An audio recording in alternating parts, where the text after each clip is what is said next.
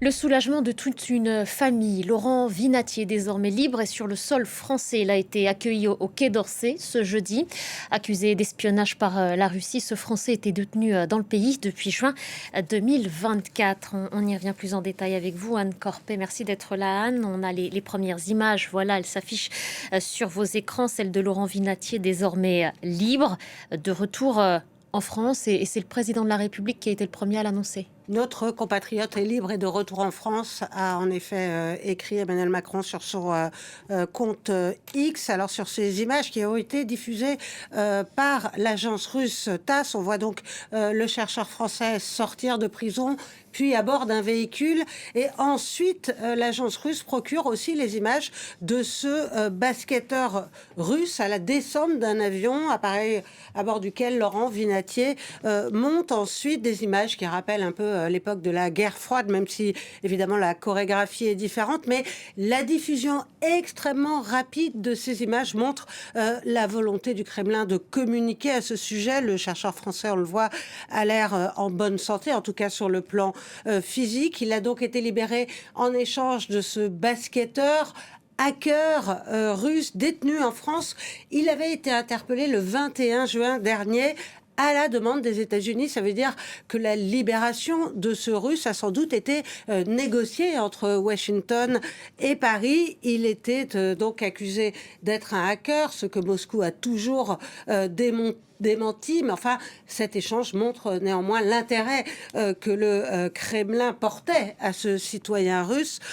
Du nom de Danil Kassatkin, voilà, et on voit cet échange s'opérer juste derrière vous sur ces images. Voilà, alors ce qu'il faut savoir, c'est que fin octobre, Paris avait accepté le principe de l'extradition de ce prisonnier russe vers les États-Unis. Elle n'avait pas encore été formalisée, et c'est peut-être justement pour éviter la concrétisation de cette extradition vers les États-Unis que le Kremlin a finalement consenti à cet échange.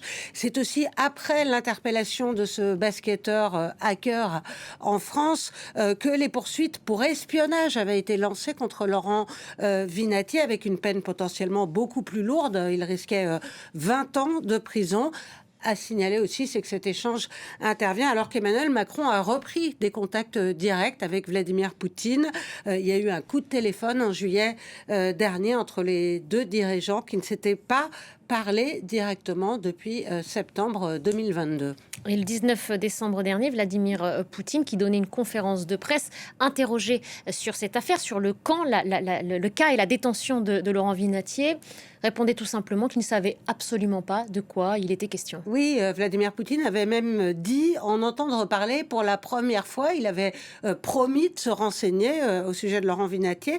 Alors effectivement, elle répondait à une question d'un journaliste français qui avait rencontré quelques semaines auparavant la famille de Laurent Vinatier. Ce qu'il faut savoir, c'est que ces séquences de questions-réponses, cette séquence annuelle de questions-réponses est très balisée par le Kremlin, qui reçoit et sélectionne les questions en amont. Celle de ce journaliste français n'avait pas été sélectionnée en amont par le Kremlin. Et c'est le président russe lui-même qui avait désigné le journaliste français dans la salle. Vladimir Poutine voulait manifestement faire passer un message ce jour-là à la France. Une semaine plus tard, Dmitri Peskov, le porte-parole du Kremlin, avait annoncé avoir fait une proposition à la France. La balle est dans le camp français, avait-il alors déclaré. Pour rappel, Laurent Vinatier avait été arrêté en juin 2024. Il avait été condamné à 3 ans de prison pour ne pas s'être enregistré comme agent de l'étranger. Il était donc visé depuis août dernier par une nouvelle accusation d'espionnage. Son procès était prévu en février prochain, avec, je le disais, le risque de 20 ans de prison à la clé, une peine beaucoup plus lourde. Il a, pendant sa détention, changé de localisation à plusieurs reprises. Il a été dans un premier temps incarcéré avec des détenus de droit commun russes. Hier, une source diplomatique française nous disait que le consulat avait pu lui rendre visite à 5 reprises. Nous avons des échanges avec les Russes à son sujet, nous disait cette source. c'est évidemment un immense soulagement pour sa famille après 1 an et demi de détention.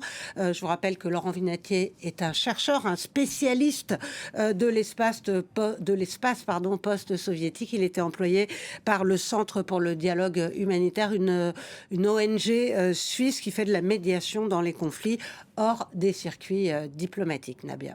Et puis cette toute dernière information du Quai d'Orsay, Laurent Vinatier, donc réuni avec ses parents au Quai d'Orsay. Merci beaucoup, Anne. Merci pour tous ces éléments de compréhension.